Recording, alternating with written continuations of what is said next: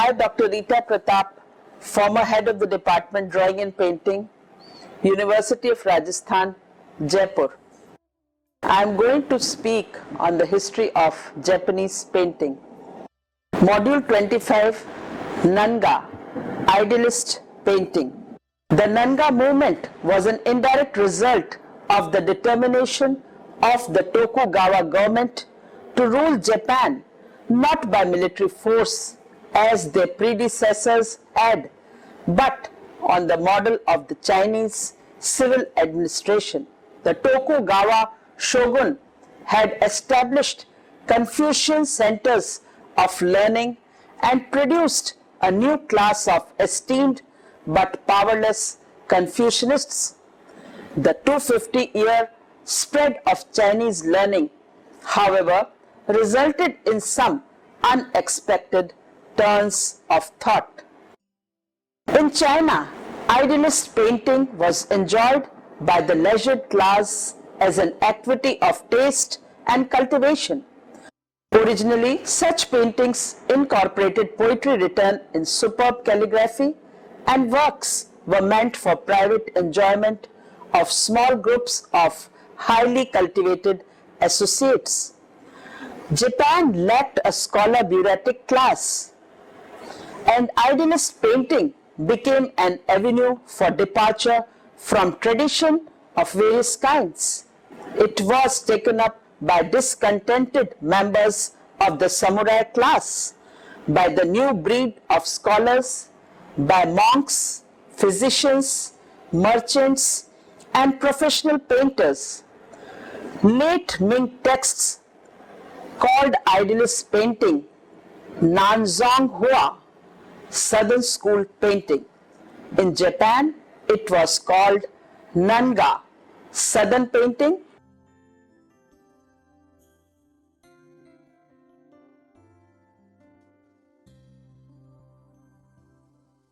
But it was strictly for sale.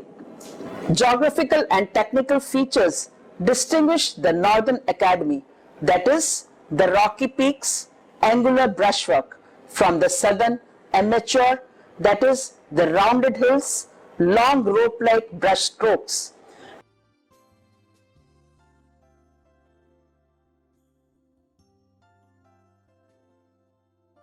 Traditions in China.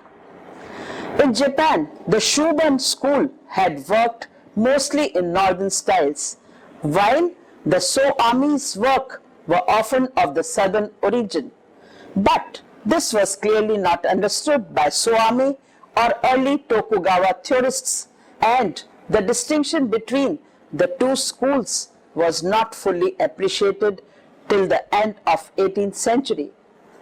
The idealist movement did not originate in Kyoto, but the city's time-honored tradition of Chinese scholarship and intellectual freedom provided the fertile soil where it took root and flourished. Two of its pioneers, Gyeon Nankai, 1677 to 1751, and Yanagisawa Kane,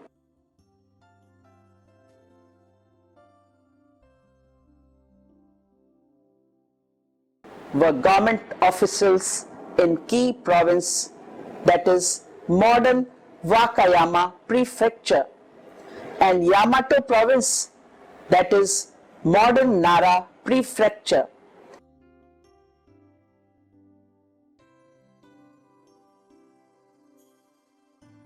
Although Sakaki Hayakusen, 1697 to 1752, the third and most artistically gifted pioneer, worked primarily in Kyoto. He was originally from Nagaoka. The idealist painters identified with Chinese scholar amateur painters of the Yuan, Ming, and Qing dynasties, 14th to 19th centuries, and adopted many of the themes and styles from other artistic sources, not all of Chinese origin. The paintings came to be known as Bunjinga, idealist painting, or Nanga, Southern School painting.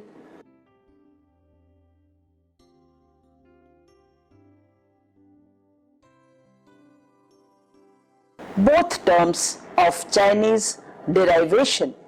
Despite their artistic asceticism, Japanese idealists shared a dedication to Confucian learning and to Chinese poetry, calligraphy, and painting, a posture that both fed on and served as counterpoint to the cultural values promoted by the shogunal government. Many were also gifted practitioners of art, such as Laikai poetry, not associated with China. Idealists also maintained that as amateurs they possessed a personal and artistic integrity lacking among professional Kano and Tosa painters. This self-image was manifested in the high premium they placed on individual creativity. Nankai and Qian were well-educated clan officials who resigned from their posts because of an unwillingness to conform. Gian Nankai was the first to study Chinese painting through these albums and pattern books, such as the painting manual of the Mustard Seed Garden, which had been published in 1779.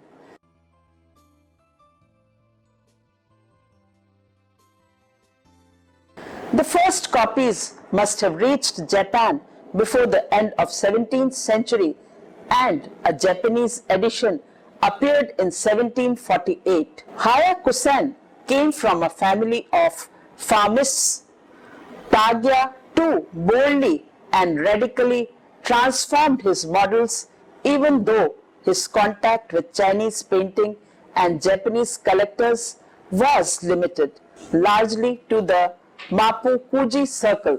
For these men, painting was initially an avocation that only later became a means of livelihood. Aikeno Tagya, 1723 to 1776.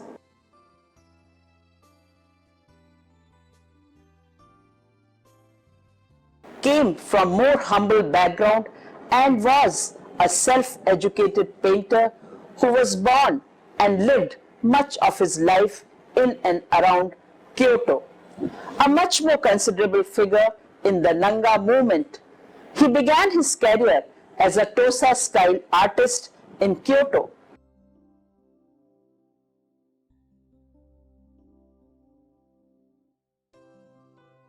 He first learned the Nanga from a Chinese album given to him by Nankai and from Ryo Rikyo, a rich samurai who made a study of Chinese painting based upon old pictures in Japanese collection. Tagya also educated himself through travel, which afforded him the opportunity to observe and record the topography of famous places throughout the country, infusing his work with a new realism. His inspiration in both was not only Confucianism but also Zen, which had never lost its hold on the Japanese mind as it had on the Chinese.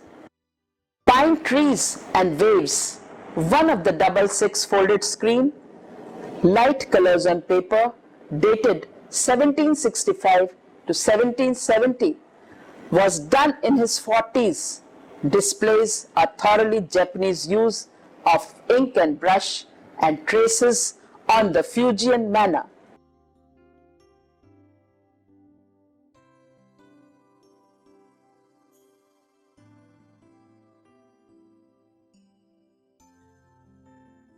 Another painting of Tagya is The Gathering at the Orchid Pavilion, dated 1750, one of the pair of 6-panel folding screens, ink and colors on paper, and in the collection of Mary and Jackson Brooke Foundation, New York.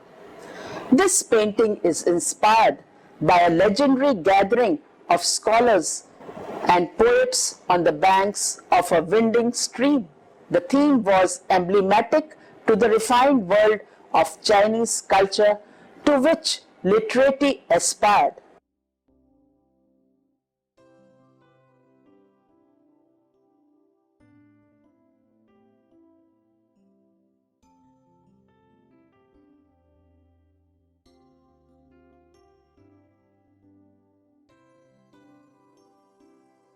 Here the genial gentleman is seated with a brush in hand before the red lacquer table may represent Wang Qi, the 4th century Chinese poet and calligrapher whose verses immortalized the gatherings at the Orchid Pavilion. Tagya developed as an artist in a relatively haphazard way through study of newly imported Ming and Chinese painting, and by borrowing from the Japanese pictorial tradition, most notably the Rimpa school. Woodblock printed books such as the Mustard Seed Garden Painting Manual and the Painting Manual of 8 Styles also exerted a profound influence on his work. One can see the synthesis of these influences in the spatial structure and richly colorist pattern of dots and texture strokes, characteristics of many of his paintings. Yusa Buisson, 1716 to 83. Buisson was also a multi-talented artist of humble origins. Born in suburb of Osaka to a farming family, he traveled as a youth to Edo to study poetry with a disciple of the great Haikai master Matsu Basho. Later, in homage to Basho, Buisson retraced his travels to the northern regions of the country, establishing in the process a network of rural patrons for his poetry and his painting. Buisson enlivened his verse inscriptions with whimsical Hagya illustrations. His pine tree at Karasaki was painted in 1778, 2 years after the death of Tagya. The giant ancient pine, resting on wooden supports, dwarfs the small house.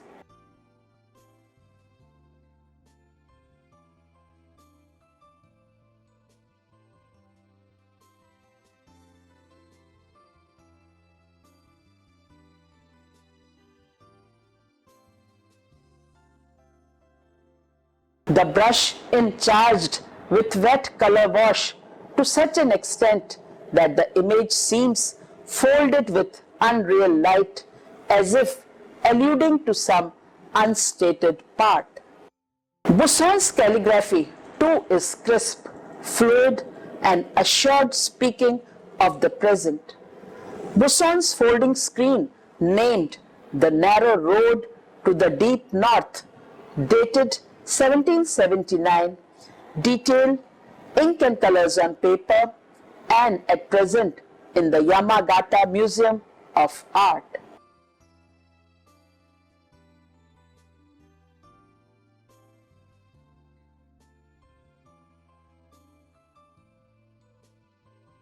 Here, in the union of painting and poetry was integral to the aesthetic of both Hagya, that is the Haikai picture, and the literati painting, the two genres in which Buisson excelled. Buisson painted airy, light-filled seasonal landscapes evoking the countryside around Kyoto that reveals his unusual sensitivity to the nuances of color and texture. He also created large-scale figure compositions inspired by the work of professional painters of the Ming dynasty, whose work had been introduced to Japan by Obaku monks and Chinese traders. Tagya died in 1776, and Buisson died in 1783.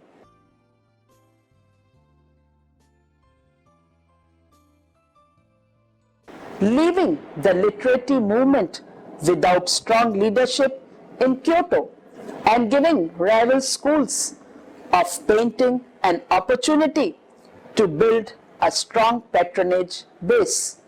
Later on, a host of pupils and followers carried the vision forward and made of Nanga a viable tradition.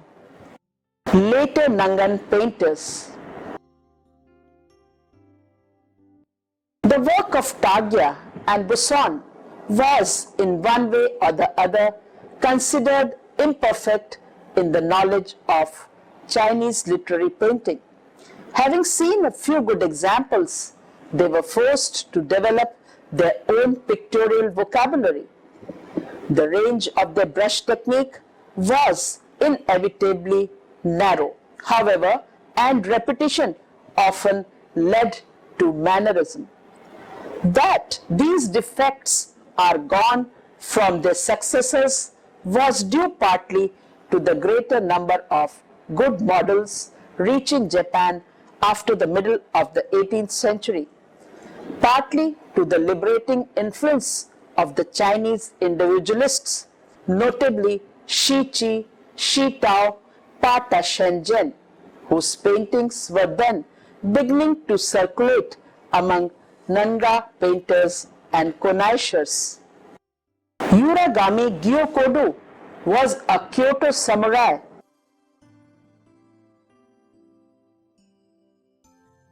who served the branch of the Ikeda family until 1794, when, despondent over his wife's death and generally disillusioned, he resigned his post to take up Nanga painting.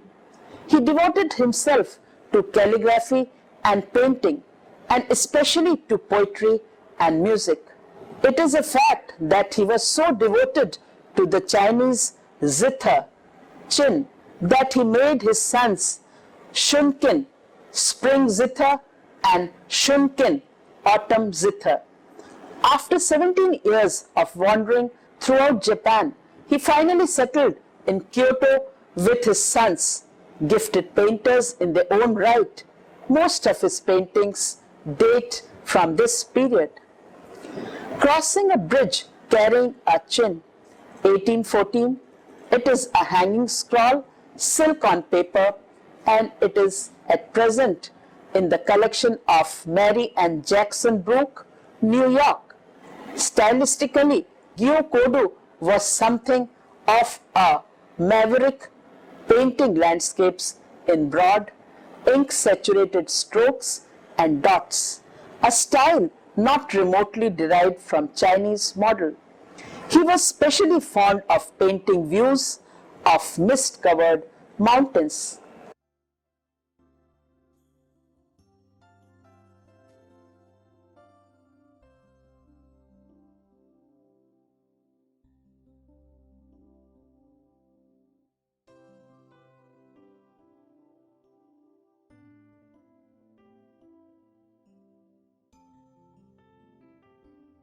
James Cahill points out a resemblance to 17th century Chinese painters who overlaid brushstrokes over wet, light strokes over dark, creating a tapestry effect.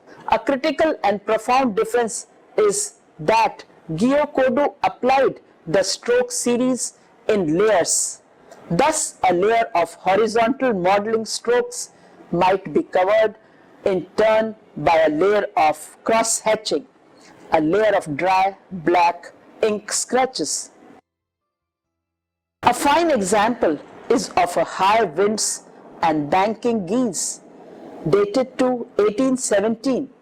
It's an album leaf, ink and light colors on paper, a work from Gyokodo, 73rd year. Here, archaic Chinese script rendered with deliberate awkwardness contrasts with the explosive energy of the swirling cyclone-like brushwork. All motion is circular. Even mountains are reshaped into cylinders and the rounded rocks. The geese and the fishing boats are incidental. The subject of the picture is energy, direct, raw, and exhilarating being alive.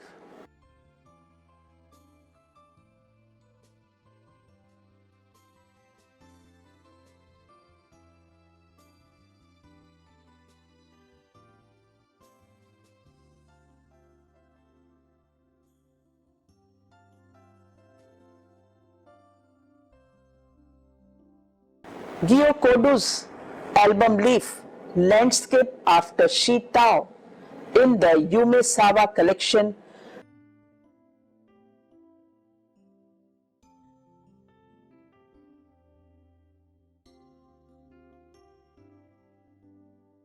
Kanagawa shows how close he came to the spirit and style of Shitao, though differing from him partly in the flatness from which Japanese painters could seldom escape, partly in the quality of his brush stroke, which seems to come closer to European than to Chinese drawing, and partly in the texture and pattern of color on paper in which Gyokodu instinctively disposes for his decorative effect. Among the most original Nanga masters and member of Gyokodu circle in Kyoto was the painter and potter Aoki Mokubei, 1767-1833,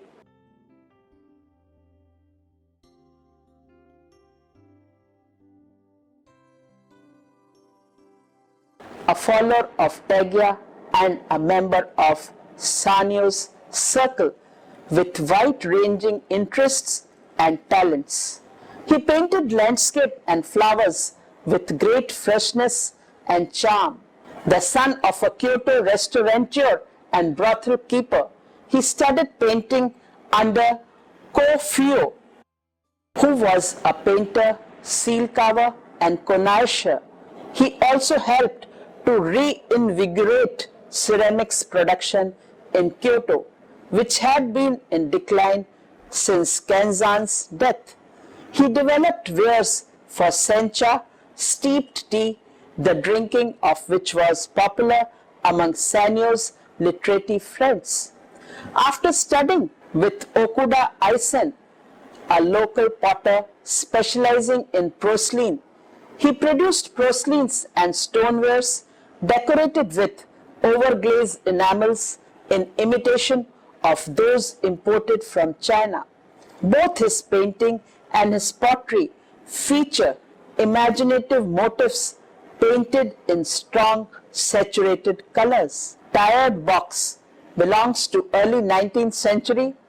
It is a porcelain with decoration in overglazed enamels and at present in the Victoria and Albert Museum, London. This tired box for use in sencha is decorated with colors and auspicious motifs that reflect the artist's fascination with Chinese culture.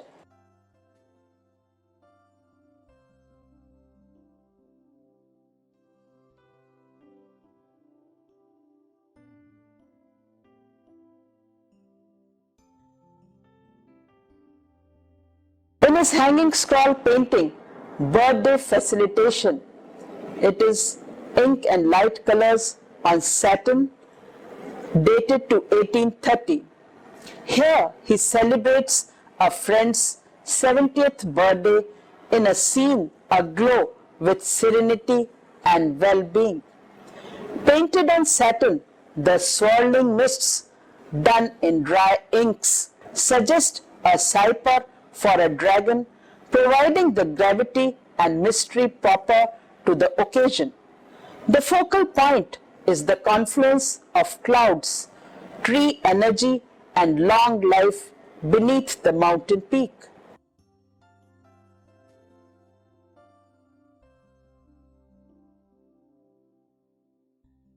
Placed left to the center, to balance with the inscription on the upper right.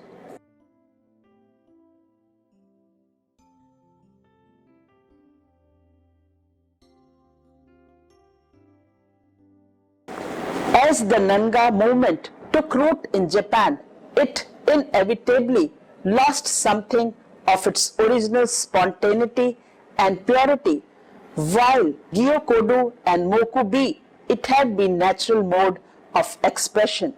The Edo Nanga masters such as Tani Buncho 1765 to 1848 and his pupil Watanabe Kanzan 1792 to 1841. It was often just one more style with which to experiment. Buncho, for example, did not hesitate to combine in one landscape elements taken from the Nanga, Kano and Tosa schools. Kazan, especially in portraits of his friends, combined Nanga with Western realism. This eclecticism brought them great popularity among the military aristocracy of Edo, but it carried them far from the true spirit of the Nanga.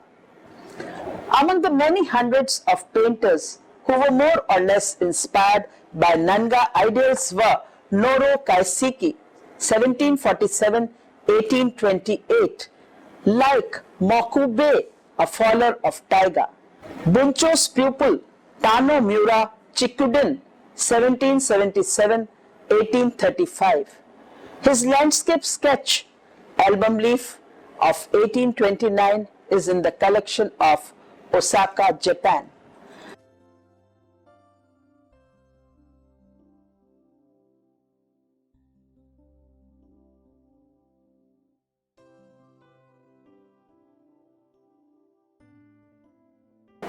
Tsubaki Shinjan 1801-54, who continued the style of Kenzan.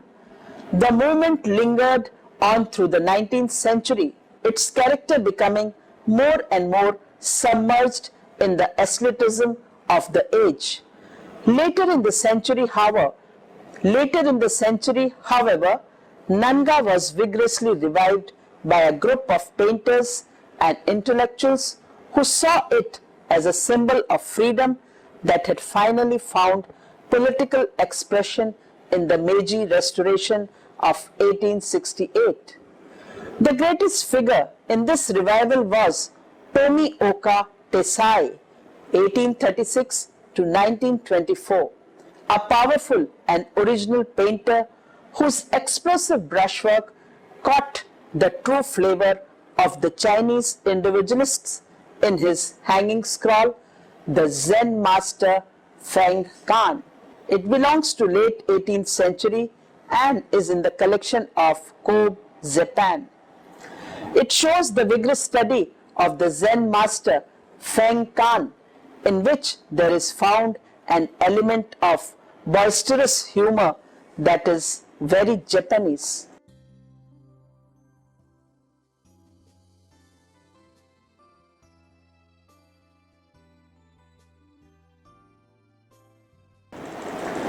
Besides this, there was more democratic outlook found extended to relations between sexes. Women of classes studied painting and participated in family-run workshops, though they were generally denied the personal recognition accorded by their male counterparts. Literary circles, by contrast, welcomed women of literary and artistic talent, regardless of social background. Tagya's pupil and wife, Gayo Kuran, 1727-84, for instance, was recognized as a gifted poet and painter of orchids. By 1830, the number and stature of Kyoto's women artists were such that they were accorded their own listing among the 160 painters identified in Who's Who in Kyoto. The recognition of female literate artists was one of many signs of the 19th century linkage of unconventional behavior and artistic creativity.